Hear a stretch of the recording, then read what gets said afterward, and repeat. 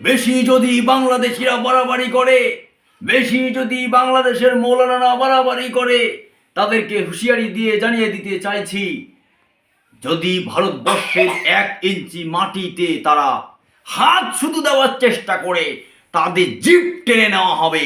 এটাই হচ্ছে আমার বার্তা। একটার পর একটা বেফাস মন্তব্য করে যাচ্ছে, ভারতবর্ষের উপরে বদনাম করতে যাচ্ছে। 7 সেমিস্টার থেকে শুরু করে 4 দিনে কলকাতা দখল করবে। বুকের পাটা যদি তোমার থাকে, আর একবার বলছি, যদি 1 ইঞ্চি মাটি নামার চেষ্টা করো, ভারতবর্ষের দিকে যদি চোখ তুলে তাকাও, তোমার চোখ উপড়ে নেব, তোমার জিভ কেটে আটলান্টিক মহাসাগরে ফেলায় দেব। জানো না 71-এ তোমার কি অবস্থা করেছে সেই পূর্ব পাকিস্তানকে ইন্দিরা গান্ধী?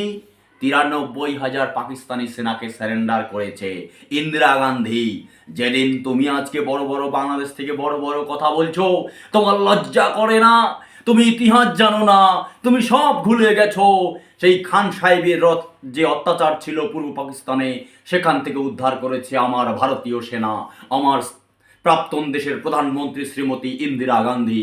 তাই ভারতের বিরুদ্ধে বেশি কিছু বলার চেষ্টা করলে তোমার জিভ টেনে ছিঁড়ে ফেলে দেব।